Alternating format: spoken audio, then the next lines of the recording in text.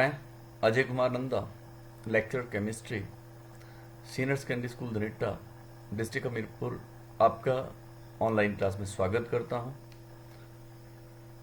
आज हम surface chemistry के अगले वीडियो में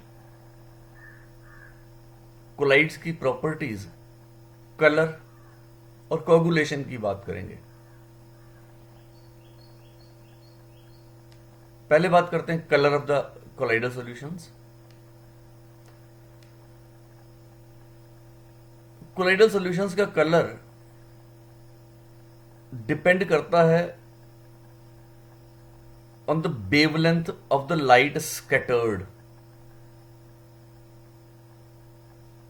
हमने पढ़ा कि जब कोलाइडल पार्टिकल पर अब रे ऑफ लाइट पड़ती है तो द स्कैटर लाइट, और इस लाइट की वेवलेंथ पर जो स्कैटर करेंगे लाइट, उसकी वेवलेंथ पर कलर डिपेंड करता है।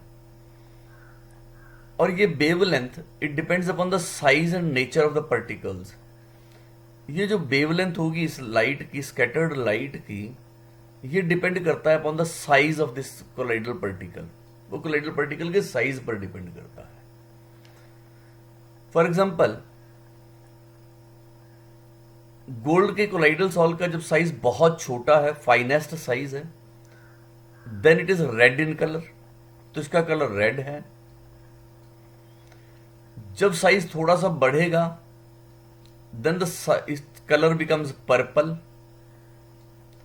साइज थोड़ा और बढ़ेगा then it becomes blue, and finally it becomes golden. So gold के कोलाइडल सॉल्यूशन के 4 कलर होंगे अलग अलग साइजेस पे। जब साइज बहुत छोटा है then it is red, then it becomes purple, thereafter blue, and then it becomes golden. So it depends upon the size of the colloidal particles. जैसे जैसे साइज बढ़ता जाएगा द कलर चेंजेस, बिकॉज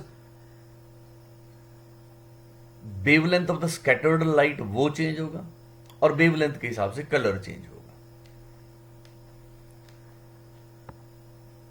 दूसरा factor जिसपे depend करता है that is on the manner in which an observer receives light.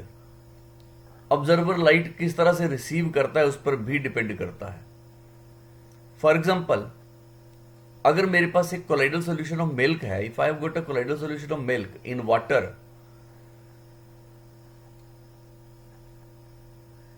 और ray of light को अगर ऑब्जर्वर एज रिफ्लेक्टेड रे देखता है then its colour is blue.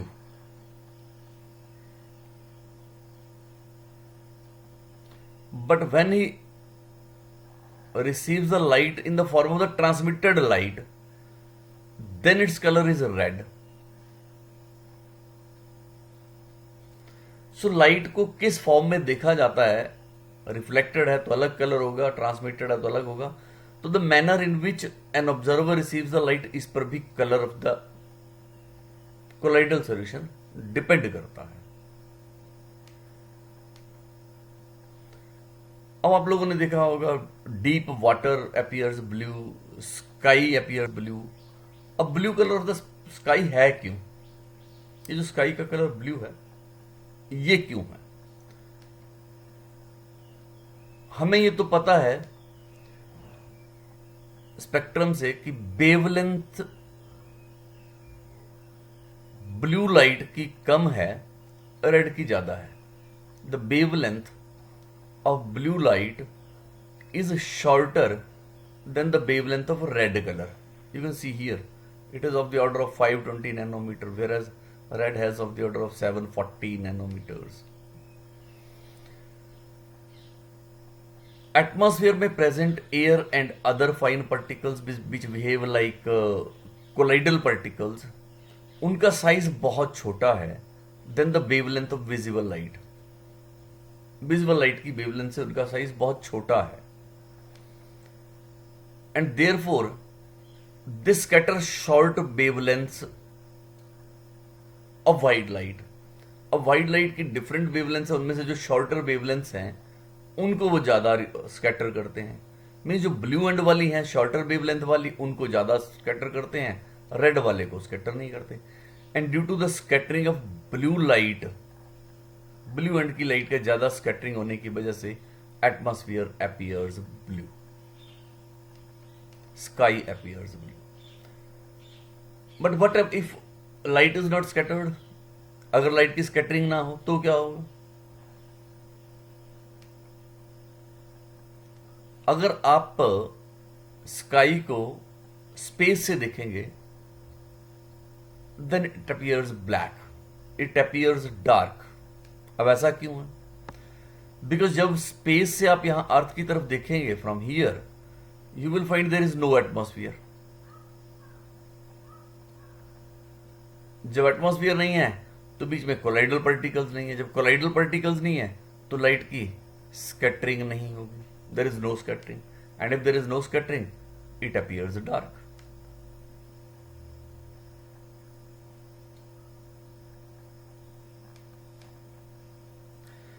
Then come to the next property, that is coagulation. It's a very important property of colloidal solutions. हमने पढ़ा दो तरह के कोलाइडल सॉल्यूशंस होते हैं, one is lyophilic and other is lyophobic. Lyophobic colloidal solutions की जो stability है, उसका जो मेन रीजन है, that is the charge on the colloidal particles. अगर इसके पास पॉजिटिव चार्ज है, इसके पास भी पॉजिटिव चार्ज है, तो दे रिपेल ईच अदर। और जब ये दोनों एक दूसरे को रिपेल करेंगे तो दे वॉन्ट एग्रीगेट टूगेदर, वो एक दूसरे के पास नहीं आएंगे, एग्रीगेट नहीं करेंगे। अगर ये चार्ज रिमूव कर दें किसी तरह से, इफ इट बिकम्स न्यूट्रल, तो क्या होगा? ये एक दूसरे को रिपेल नहीं करेंगे, दे विल एग्रीगेट टूगेदर। वो दोनों एक दूसरे के पास आके they form a bigger particle and under the force of gravity they settle down, and this settling down is called coagulation. ये मेरे पास एक true solution, it is a colloidal solution. अगर कोलाइडल सोल्यूशन का चार्ज हम remove कर देंगे तो this particles settle down and they get precipitated here, these are called precipitated, and this phenomena is called coagulation. So this process of settling down of colloidal particles is called coagulation. ये जो colloidal particles का नीचे settle down होना है, this is called coagulation. Coagulation को हम लोग define कर सकते हैं, the phenomena of precipitation of colloidal solution by the addition of excess of an electrolyte is called coagulation. Precipitation of colloidal solution by adding excess of electrolyte is called coagulation. अब coagulation lyophobic sol की 5 तरह से की जा सकती है। The very first is electrophoresis, second is mixing two oppositely charged colloidal solutions by boiling, persistent dialysis and addition of electrolyte. हम colloidal solution की कोगुलेशन 5 तरह से कर सकते हैं। One is electrophoresis, second is by mixing of two oppositely charge colloidal solutions, third is boiling, fourth is persistent dialysis, fifth is addition of electrolytes. So एक एक करके बात करते हैं। The very first is electrophoresis. हमने पढ़ा था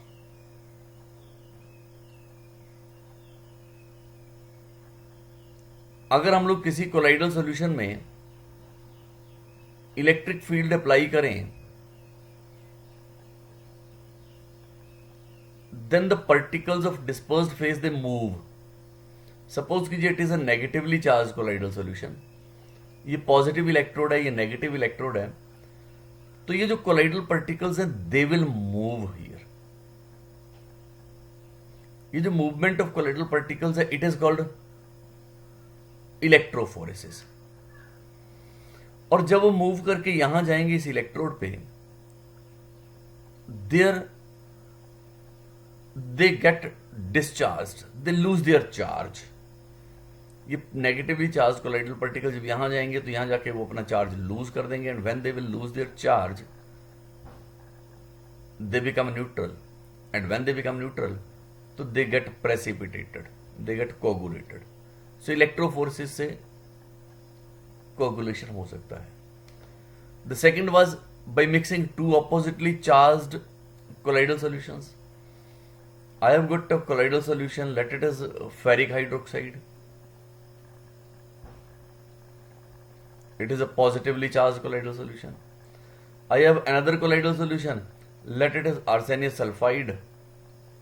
It is a negatively charged colloidal solution.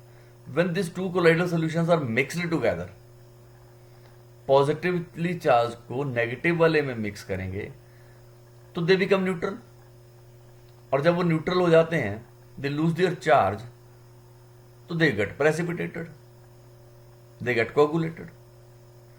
This type of coagulation is called mutual coagulation.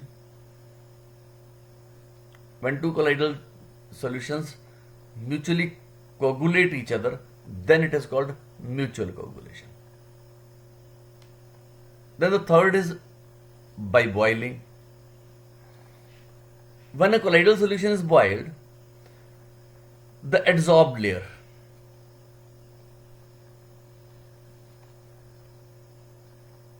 ये जो adsorbed layer है of the charged particles,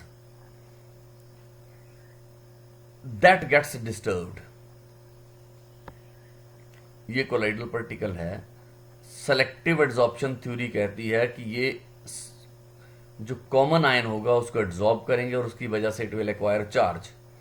जब ड्यू टू बॉइलिंग ये एड्सॉर्प्शन, ये डीसऑर्प्शन हो जाएगा, ये पार्टिकल रिमूव हो जाएगा, ये डिस्टर्ब हो जाएगा, तो जो कोलाइडल पार्टिकल है that becomes neutral, and when it becomes neutral तो it will settle down, and this settling down is called coagulation. तो it gets coagulated. Then the fourth one is by persistent dialysis. Colloidal solution को stabilize करने के लिए उसमें थोड़ा सा electrolyte add करता है। Small amount of an electrolyte is added to a colloidal solution to make it stable, to stabilise it. ऐसा हमने पहले पढ़ा हुआ है। और जब हम लोग बहुत ज्यादा डायलिसिस करते हैं, then this electrolyte gets removed. तो जो इलेक्ट्रोलाइट के लास्ट ट्रेसेस हैं वो भी रिमूव हो जाएंगे जब उसको बार बार डायलिसिस करेंगे, when it is persistently dialysed. और जब इलेक्ट्रोलाइट रिमूव हो जाएगा, then the colloidal solution becomes ultimately coagulated, it becomes unstable and ultimately gets coagulated. Then the last one is by adding electrolyte. It is a colloidal solution, it is positively charged. आप electrolyte डाल दीजिए, excess of electrolyte. When excess of electrolyte is added, then this colloidal solution absorbs negative ions of the electrolyte and becomes a neutral. ये colloidal solution जिसके पास positive charge है, वो electrolyte के negative ion को लेकर it becomes a neutral, और जब ये न्यूट्रल हो जाएगा तो it settles down and coagulation takes place. So these were 5 ways we can coagulate a lyophobic colloid. अब जरा मैं इलेक्ट्रोलाइट की बात करूं. जब आपने इलेक्ट्रोलाइट डाला, मेरे पास ये कोलाइडल सॉल्यूशन है. This colloidal solution is positively charged. अब अगर मैं इसको कोगुलेट करना चाह रहा हूं, तो मुझे जो आयन चाहिए हैं इलेक्ट्रोलाइट से, that ion is negative ion, because negative ion इसको न्यूट्रलाइज करेगा. नेगेटिव आयन इसको न्यूट्रलाइज करेगा और ये सेटल डाउन हो जाएगा. तो किसी पॉजिटिवली चार्ज्ड कोलाइडल सॉल्यूशन की कोगुलेशन कौन से वाले आयन करेंगे? Negative ion. And if the colloidal solution is positively charged, तो इसकी कोगुलेशन कौन से आयन करेंगे? Obviously negative.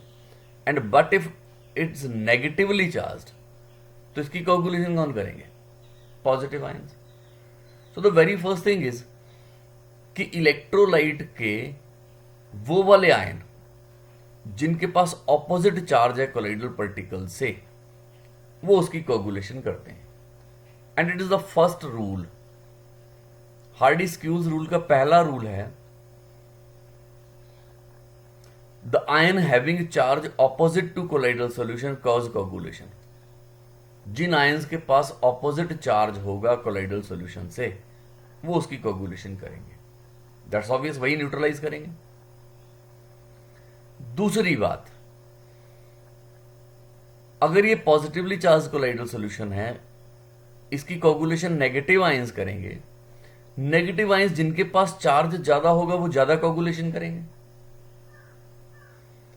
तो ये सेकंड बात है, greater the valency of the ion more will be its coagulating power. जितनी वैलेंसी ज्यादा होगी आयन की उतनी ज्यादा कोगुलेशन होगी। अगर मेरे पास नेगेटिवली चार्ज कोलाइडल सॉल्यूशन है, if the colloidal solution is negatively charge, तो उसकी कोगुलेशन ये वाले आयन करेंगे, पॉजिटिव आयन। अब पॉजिटिव आयन में भी इनकी कोगुलेटिंग पावर बढ़ती जाएगी with the increase in valency. इसकी वैलेंसी 1 है, इसकी कोगुलेशन पावर कम होगी, ये और ज्यादा अच्छे से कोगुलेट करेगा, ज्यादा कोगुलेट करेगा, मोर कोगुलेटिंग पावर इज देयर, इसकी कोगुलेटिंग पावर और ज्यादा है। But if the colloidal solution is positively charged, अगर कोलाइडल सॉल्यूशन पॉजिटिवली चार्ज्ड है तो इसकी कोगुलेशन ये नेगेटिव आयंस करेंगे। अब इनकी कोगुलेशन कम होगी, इसकी उससे भी ज्यादा होगी। Nitride ion will have more coagulating power. So ये सेकंड बात रूल हुई, हार्डी-स्किल्स रूल का सेकंड है, greater the valency of ion more will be its coagulating power. तो दो रूल्स हैं। First is ions having charge opposite to the colloidal solution cause coagulation, and second is greater the valency more will be the coagulating power. अब coagulation के आप एक application पे विचार करें जरा। Deltas are formed where river water meets sea. ये river water आया और जब ये सी के साथ मिल रहा है तो here delta is formed. This region it is called delta. ये डेल्टा बनता है यहां पे। अभी डेल्टा क्यों बनता है, why delta is formed?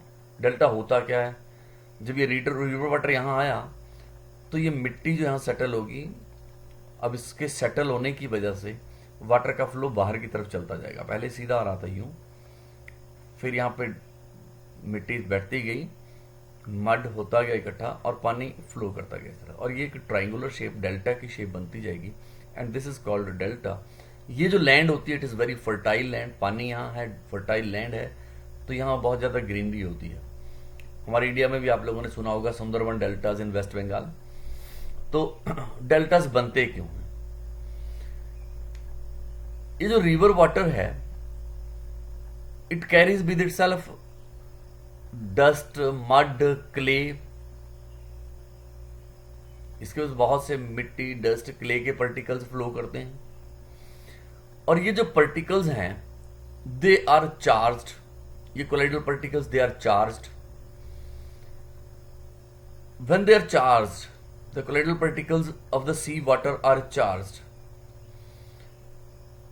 Of the river water के colloidal particles charged हैं, और ये जो sea water है it contains a lot of salts and minerals dissolved in it. अब sea water में बहुत से salts हैं तो it acts as electrolyte. Sea water acts as electrolyte and river water behaves as charged colloidal solution. When colloidal solution comes in contact with the electrolyte, जब आप colloidal solution में electrolyte add करते हो तो क्या होगा? कोगुलेशन होगी, coagulation takes place. तो ये जो पार्टिकल्स सी वाटर में पहुंच रहे हैं रिवर वाटर से फ्लो होके, they settle down, they coagulate, and as a result the clay gets deposited and a delta is formed.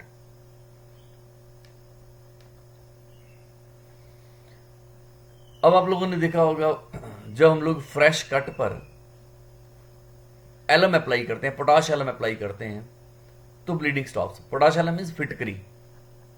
जब आप फिटकरी अप्लाई करते हैं तो ब्लीडिंग स्टॉप्स। ऐसा क्यों होता है? पोटाश एलम हमें पता है it is potassium sulphate, aluminium sulphate 24H2O। blood is a colloidal solution which is negatively charged. Blood is negatively charged.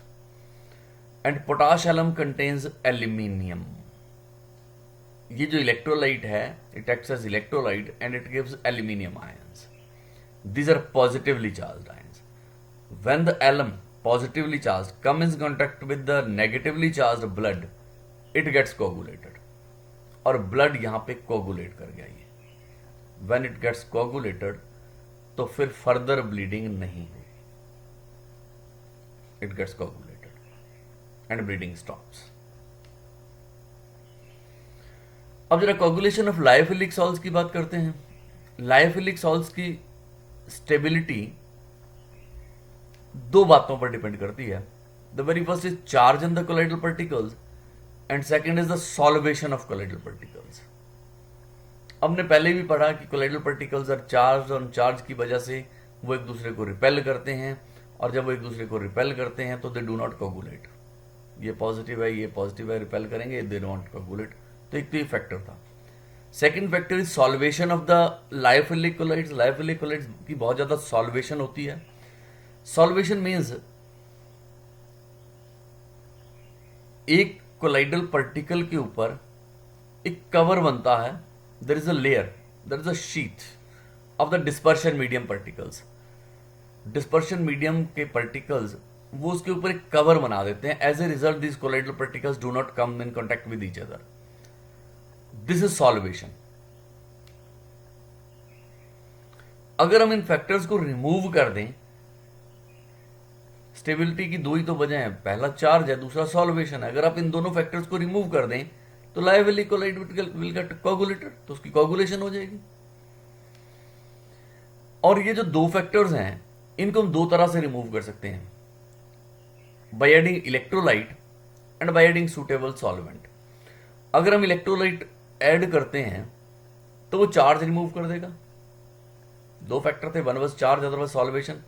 अगर आप इलेक्ट्रोलाइट ऐड करेंगे तो वो चार्ज रिमूव कर देगा और चार्ज रिमूव करेगा, न्यूट्रलाइज हो जाएगा, सेटल डाउन हो जाएंगे. सेकेंड इज अगर हम लोग सुटेबल सॉल्वेंट डाल देते हैं so that it can break this cover, जिस कवर को ब्रेक कर सके, सॉल्वेशन को इफेक्ट कर सके, तो भी वो कोगुलेट हो जाएगा. फॉर एग्जाम्पल, अगर आप किसी कोलाइडल सॉल्यूशन में where water acts as dispersion medium, आप उसमें अल्कोहल डाल दीजिए या एसीटोन डाल दीजिए तो डिहाइड्रेशन विल टेक प्लेस. अब ये मेरे पास डिस्पर्स्ड फेज पार्टिकल्स है, डिस्पर्स्ड फेज पार्टिकल पर वाटर का कवर था. जैसे ही आपने अल्कोहल डाला तो ये वाटर अल्कोहल के साथ हाइड्रोजन बॉन्डिंग बना लेगा. Water will form hydrogen bond with alcohol और वो यहां डिस्पर्स फेस पार्टिकल से हट जाएगा and as a result this cover is removed. और जब ये कवर रिमूव हो जाएगा तो it can be easily coagulated. अब आती है बात protection of colloid. Lyophobic colloid हम लोगों ने पढ़ा, they are not stable. Lyophilic colloids are more stable than lyophobic. Lyophilic ज्यादा स्टेबल हैं, लायोफोबिक कम स्टेबल हैं. इसका रीजन है लायोफिलिक कोलाइड्स में सॉल्वेशन ज्यादा है, they are more solvated. Solvated मैंने कहा कि there is a cover of the dispersion medium particles. जब एक लायोफिलिक कोलाइड हम ऐड करते हैं लायोफोबिक कोलाइड पर,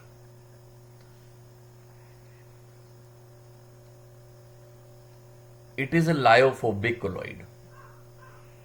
ये लायोफोबिक कोलाइड है, इस चीज को समझें, प्रोडक्शन को. लायोफोबिक कोलाइड है, it is not much stable, ये बहुत ज्यादा स्टेबल नहीं है. अब जब ये ज्यादा स्टेबल नहीं है, ये स्टेबल नहीं है, इसमें मैं थोड़ा सा लायोफिलिक ऐड कर देता हूं. अब ये जो लायोफिलिक कोलाइड है वो इसके ऊपर एक लेयर बना देगा. लायोफिलिक कोलाइड इसके ऊपर एक लेयर बना देगा और इस तरह से वो इसको ज्यादा स्टेबल कर देगा. It will protect it's coagulation. वो इसकी कोगुलेशन प्रिवेंट कर देगा, इसको प्रोटेक्ट कर देगा. तो ये जो लायोफिलिक कोलाइड हमने डाला जो इसकी कोगुलेशन प्रिवेंट करता है, that is called protective colloid. उसको प्रोटेक्टिव कोलाइड बोलते हैं। प्रोटेक्टिव कोलाइड वो वाला लायोफिलिक कोलाइड है which is added to lyophobic colloid to protect it from coagulation. Protective colloid is a lyophilic colloid which prevents the coagulation of lyophobic colloid। और ये जो protective collide होगा, कितना अच्छा प्रोटेक्टिव कोलाइड है, इसको मापने के लिए there is a term which we call gold number. We use the term gold number to know know this protective colloid. So what is gold number?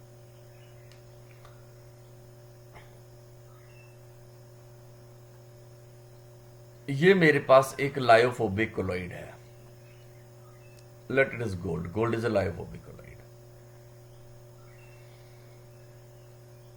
इसकी कोगुलेशन करेगा अगर मैं एक इलेक्ट्रोलाइट डालता हूं। मान लीजिए मैं इसमें एक इलेक्ट्रोलाइट डाल देता हूं NaCl, और ये जो NaCl का सॉल्यूशन है, इसकी कंसंट्रेशन ली मैंने 10% solution.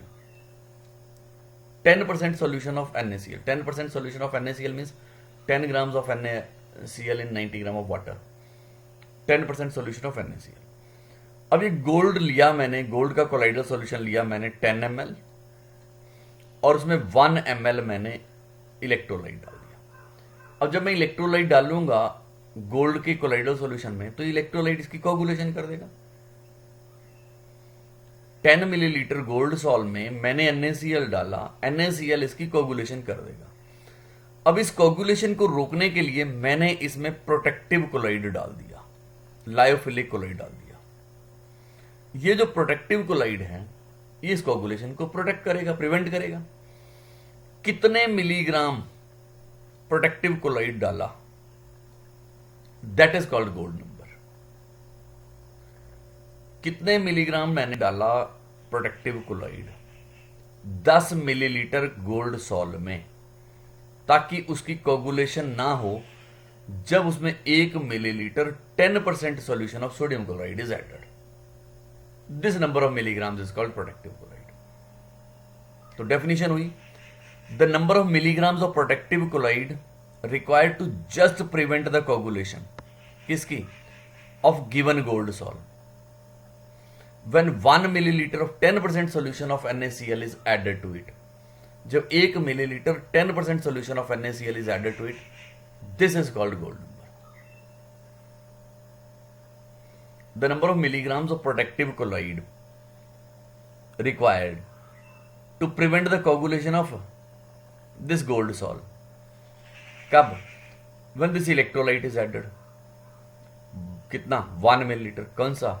10% NaCl, then it is called gold. अब सपोज कीजिए मेरे पास 3 प्रोटेक्टिव कोलाइड हैं ABC। इसका गोल्ड नंबर 2 है, इसका गोल्ड नंबर 5 है, इसका गोल्ड नंबर 4 है। इसका मतलब हुआ कि अगर A के 2 मिलीग्राम डालूंगा तो ये कोगुलेशन प्रिवेंट कर देगा। B के 5 मिलीग्राम चाहिए to prevent the coagulation. C के 4 मिलीग्राम चाहिए टू प्रिवेंट द कोगुलेशन। तो which is a better protective colloid? कौन सा बेटर है? अब काम तीनों ने एक ही किया है, प्रिवेंशन की है।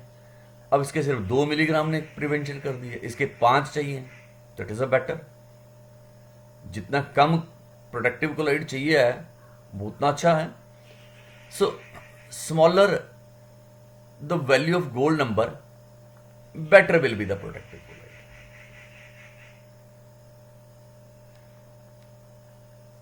अब कोलाइड्स की जरा एप्लीकेशंस की बात करें। इलेक्ट्रिकल प्रेसिपिटेशन ऑफ स्मोक, ये हम लोगों ने देखा कि मान लीजिए ये चिमनी से स्मोक बाहर जा रहा है, यहाँ पे हम इलेक्ट्रिक फील्ड अप्लाई करते हैं। स्मोक में हमें पता है कि इट कंटेन्स कोलाइडल पार्टिकल्स। अगर यहाँ पे इलेक्ट्रिक फील्ड अप्लाई कर देंगे तो अगर ये पॉजिटिव चार्ज है तो they will go toward negative and get neutralize there. As a result smoke becomes free from this particles. इसका यूज किया था कॉटरल प्रेसिपिटेटर में। Cottrell precipitator is based upon this. Then it is used, colloidal solutions को use किया जाता है for purification of drinking water में भी आप इलेक्ट्रिक फील्ड अप्लाई कर दीजिए, जो पार्टिकल्स हैं वो दे विल सेटल डाउन। या ड्रिंकिंग वाटर में मोस्टली आपने लोगों ने देखा होगा एलम इज एडेड, फिटकरी डालते हैं थोड़ी सी, जो पार्टिकल्स इसमें हैं they will get coagulated colloidal particles. Medicine, जितनी भी मेडिसिन हमारी पीने वाली हैं, सिरप हैं, they are all emulsions, emulsion, they are colloidal solutions. Emulsion means liquid in liquid, जिसमें दोनों लिक्विड हैं। टैनिंग, लेदर इंडस्ट्री में ये जो एनिमल स्किन है, एनिमल स्किन, इस पर टैनिन अप्लाई करते हैं, टैनिन इज अप्लाइड। अब skin is positively charged, tannin is negatively charged. When tannin is applied to the skin of a dead animal, it becomes hard due to coagulation. ये hard हो जाएगी. And this process of hardening the skin by using tannin is called tanning. Cleaning action of soap and detergent. This we have studied. So you can go through this section in detail. Thank you very much.